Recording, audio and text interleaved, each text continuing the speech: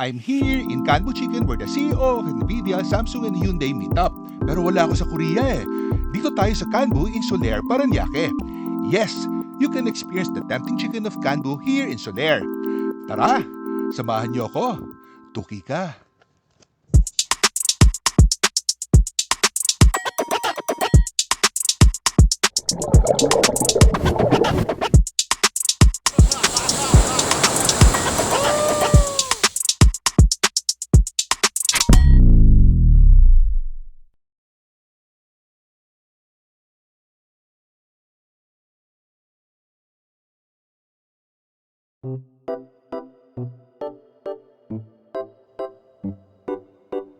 So, eto na ang menu dito sa Kanbu Chicken.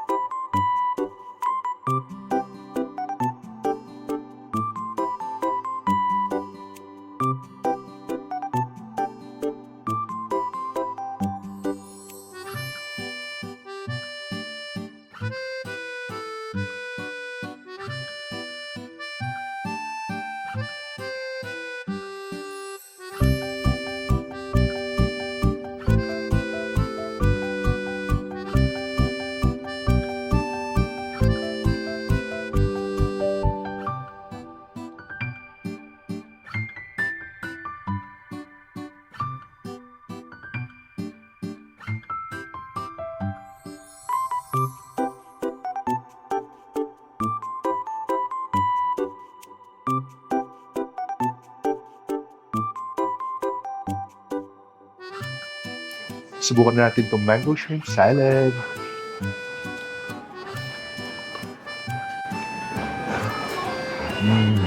Masarap talaga ng salad.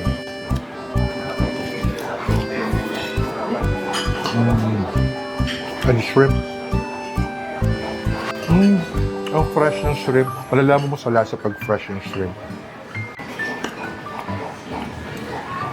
Yung mango. Tingnan natin kung maasim or matamis.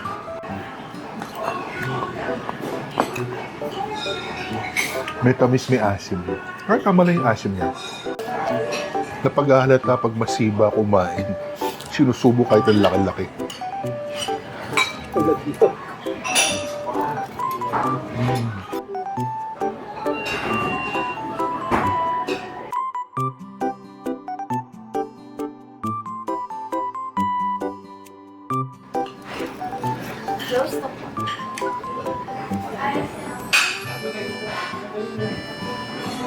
Mainit!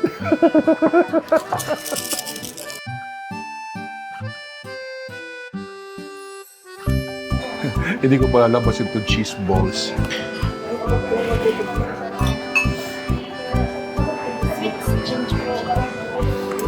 Uy. Sweet ginger chicken. Kainin ko muna ito.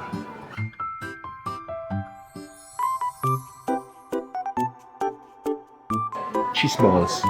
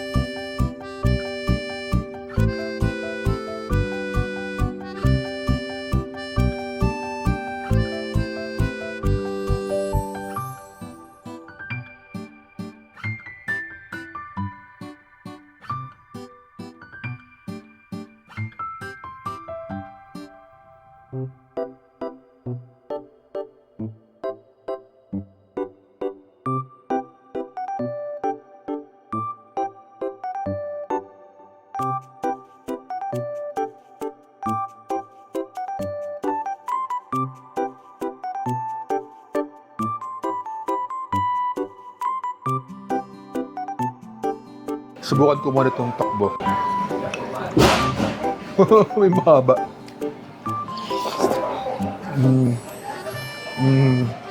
Meron siyang spice pero tolerable. Siguro 1 to 10 nasa 5. Yung level ng spice niya. 1 lang? 5? Sa akin 5. O sige, 1 down. Level ng spice niya 2. Sa kanya 1 daw. Sa akin 2. So I think it depends on nasa tao yon. Sa akin 2, sa kanya 1. Pero tolerable siya. Basta tteokbokki. Fries.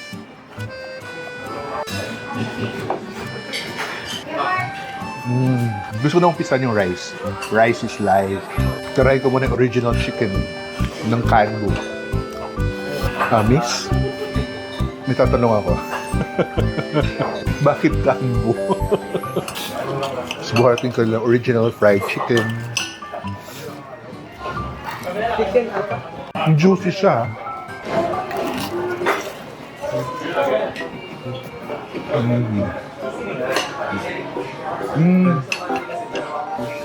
Ang sarap ng manok. Egg rice. Rice is life.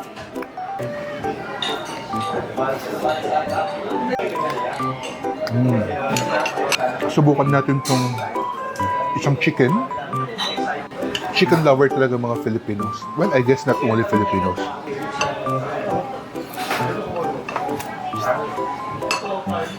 Ito yung boneless chicken. Ang sarap. Malalasahan mo yung ginger. Yung aroma ng ginger. Tayo pang galawin kasi gustong picturean ng buo. Hintayin natin. Sarap yung kala iced tea. It's a house blend iced tea. Oh, there. Ayun na, ayun na. Ayun na. Ang dami nga, pero akin yan, akin yan. Curry po siya original, but we decided to put the curry on the side. Para Okay. taste the original. Original. Okay. Yung pinagkaiba po neto, this one is yung signature po. Hindi po talaga siya spicy. Ito po, may hot marination po siya. And then, for the curry po, when you put curry powder, ito po yung sauce. Okay. But by itself, masarap po yung onion. Sige, titikman namin na plain lang. Mag-order kami ng house blend iced tea ulit, dalawa. Dalawa. Sarap eh. Ayan na. Ayun na.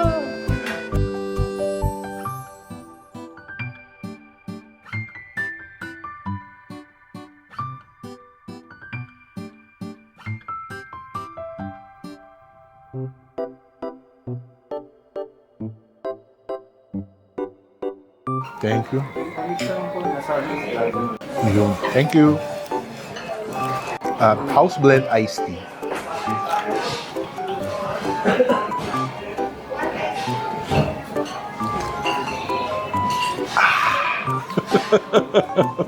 Subukan ko naman itong sweet chili. Ito yung kanilang sweet chili. For some reason, I was expecting chili, spicy na maanghang. Pero, hindi mas nalalasahan ko yung chili niya. Mas more sweet. Mas nalalasahan ko yung sweetness niya than the chili. Alam mo, parang mas gusto ko itong sweet chili. Though, it's good. Yung combination na rin yung binigay sa amin para matikman namin both the classic fried chicken and the sweet and chili chicken. Tikman ko naman itong ito yung original nila, diba? Ito naman is a different fried chicken. Pero hindi mo na sinama yung curry para matikman namin yung lasa niya na siya lang. Tikman natin.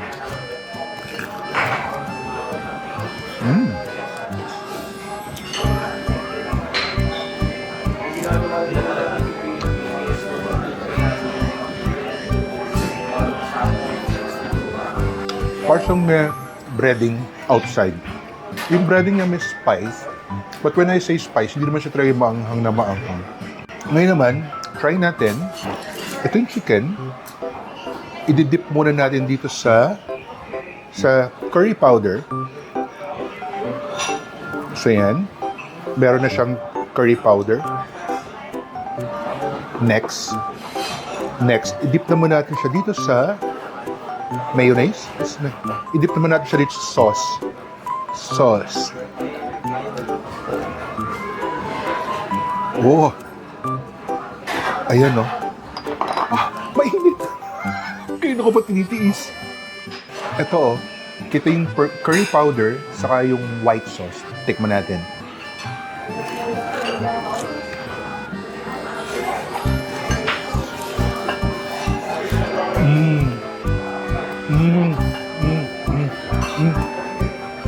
Lasang-lasa ko talaga yung curry. Sarap. Ang sarap, grabe.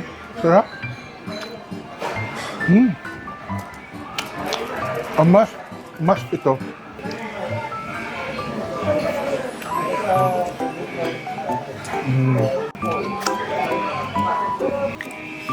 Ang sarap nga nito. Mas nagustuhan ko siya. Thank you. Thank you sa recommendation. Usually po, inaano po natin na masarap naman po kasi yung with curry. Yes. Para hindi na kayong order ng isa pa. Kinurry and decide ko na lang. Ito, ano pala yung sauce to? Onion sauce. Ito, mayo. Coconut yogurt. Okay. Yung coconut yogurt po, best pair talaga po siya sa curry. Dito. Pag yung flakes out na po. Pag wala po, Ito. Okay. Sige. Thank you. Coconut. Basta. Coconut yogurt.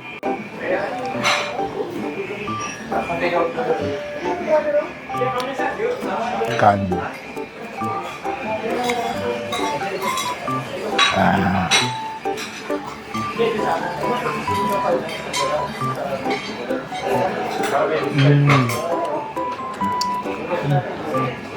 Mainit pero masarap.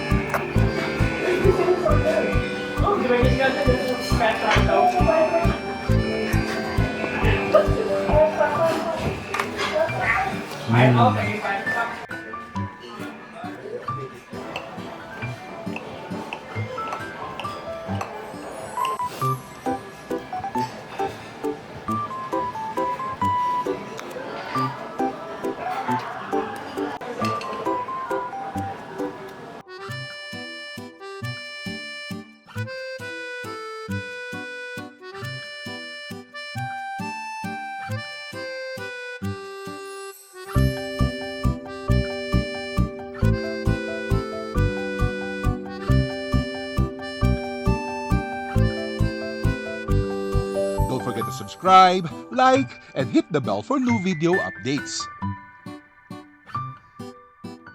Thanks for watching!